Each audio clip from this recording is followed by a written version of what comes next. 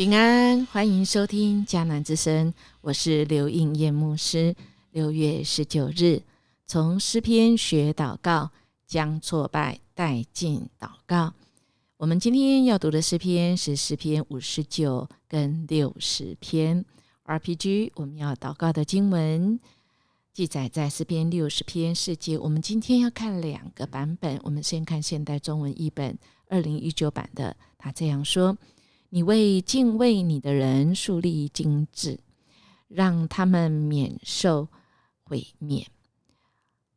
和合本是这样说哈。我们要读2个，就是我们可以来看看2个当中，我们觉得哪一个翻译我们觉得是很让我们觉得阿们的哈。你把旌旗赐给敬畏你的人，可以为真理扬起来。有一点不一样，对吗？所以音乐牧师也来鼓励大家，我们看圣经，因为我们除非我们自己懂希伯来文其实音乐牧师真的是在读神学院一进入学到的时候，希伯来我们开玩笑都是学不来真的是因为真的不太一样真的，即便你现在会跟犹太人讲话，或者是希腊文，其实那个用语都是不太一样的，但我们确实可以从这一些学习原文的人他们所翻译的，但是翻译是有这个不太一样，就是你是直接翻译呢，或者是你用它的意思的意义，而意思又会因为我们不同的文化又会有不同的意思。所以我们可以用 Google 一下信望爱的圣经资源中心，有一群志工，他们是科技人，但他们也结合神学院圣经老师原文的老师我一起来翻译很多，那从那也都是免费的，我们可以看到非常非常多的版本我们知道吗？其实台语也黑跟原文更贴近所以咱爱学台语台语也那个艺术真挖滚特别是那个安培咱在郑正仁牧师的父亲其实郑牧师也是郑牧师，他们推广这个那时候叫做安培红皮的台语圣经罗马米的其实很贴近那原文的意思。所以我们鼓励我们真的是，如果我们要领受神我们生命中的话语成为我们全副军装跟这个完美的供给，我们供给我们生命所需的这个养分其实我也正在讲施布真他怎么样看诗篇他是这样说，他说诗篇是生命征战的全副军装，是生命需要的完美供给。亲爱的弟兄姐妹，所以我们最近都在读诗篇真的是可以常常拿起来读有人建议我有一段时间也是这样做，就是每一天一篇诗篇，然后一章的箴言大概30年前我的孩子都很小的时候对我们的生命真的是帮助很大。特别今天这2篇这2篇经文是真的是让我们不管是情绪我不知道我们现在的情绪是如何我想神给我们情绪就是一个记号，红绿灯嘛，一个记号，那它是礼物让我们有机会看我们自己怎么了。透过诗篇我们可以察觉情绪，辨识情绪，然后我们可以疏解完不是就这样没事其实更重要的是，主你要告诉我什么？主我更认识我自己，也更认识神你，以致主我以后遇到这样的时候，主我当怎么样回应？那么我的生命就被神所承载力就加厚我们跟神的生命可以越来越贴近神。我们真的是以基督的心为心，不会是一个口号，不会是很难达到的，不是。神要我们活在这世上，我还留我们的生命，其实就是要我们的生命一天一天，我们的心越来越像神，我们跟随神，我们是基督徒，就是我们跟随基督的一个门徒所以我们来看是这个诗篇里面59篇大卫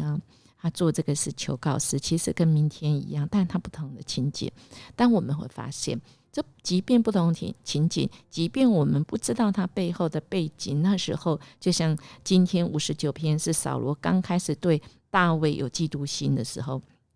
他派出刺客前往大卫的家中，准备除掉大卫幸好当时大卫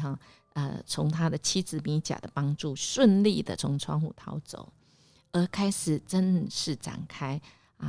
颠沛流离的逃亡生活。就在这个痛苦时刻大卫写了这首诗篇我的神求你救我脱离仇敌，把我安置在高处，得脱那些起来攻击我的人。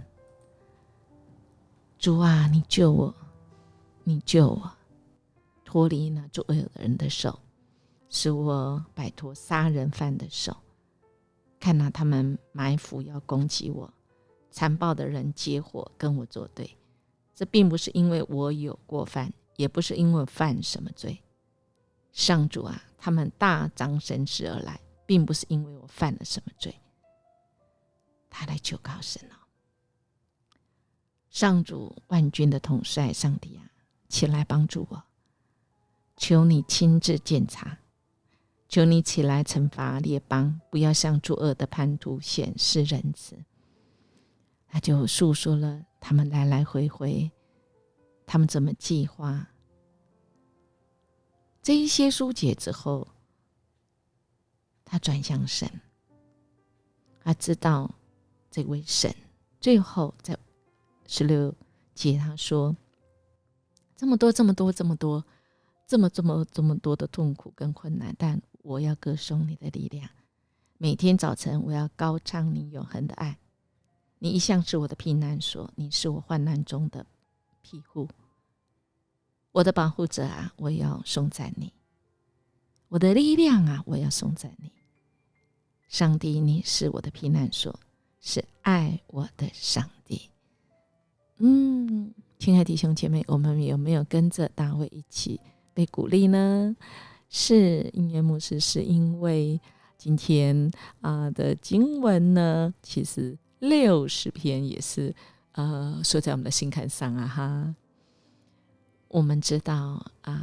挫败其实是常有的因为我们不可能一直都是在心灵的高峰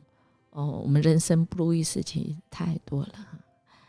今天60篇也是一个求告诗，我们看到诗篇有这个大卫很多求告诗，因为他真的很艰难他一生中太多的艰难。他今天60篇的艰难又不一样那个背景是大卫的军队正在以色列的北边跟亚兰人打战，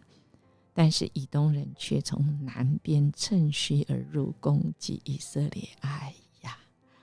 幸好最后这个大卫的将军耶押赶了过去但我们从这个经文，从这个诗篇60篇，我们就知道这个诗是写的时候是还在挫败中，其实是还没得胜可以说是一个还没有得胜的情况之下所写的是要来这个求告这位神，求告因为他们从这个诗里面他们的哀求，我们就看到很多的那个字眼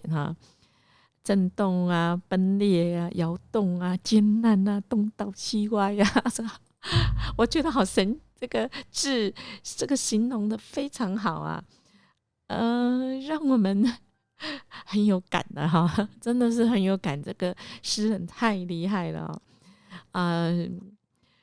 这样的情况我们怎么去面对这么多的这样的让人挫败亲爱的弟兄姐妹，今天2篇诗其实正是神知道我们此时的状况我们有上次读诗篇10几年前的时候对吗？就是我们重新读过我们曾经读新眼光的时候重新读过，再次今天神把他的话语透过诗人再次让我们领受。如果我们现在正是在那挫败中带到神的面前，他有预告神与我们一起征战，我们的得胜不远，只要神与我们一起，只要我们去出征的不是为自己报仇，而是希望为神的真理作战。我们为真理作战，那么神是与我们同在。那么即便现在还是在挫败中，我们仍然能够看到那个胜利已经不远。即便我们有生之年看不到，但我们在这人世间，我们还活着的时候，我们愿意为主而战，为真理而战。我们跟着神，我们要成为一个得胜的基督徒。那么神要帮助我们。神也告诉我们，投靠他的强势投靠人，投靠耶和华的强势投靠王子。我们会有得胜的那一天，即便不是在这世上，但我们要在神耶稣再来的时候，我们都要在场，我们都要成为那个得胜的基督徒。亲爱的弟兄姐妹，我们要有这样的眼光，我们才知道我们今天为什么而活，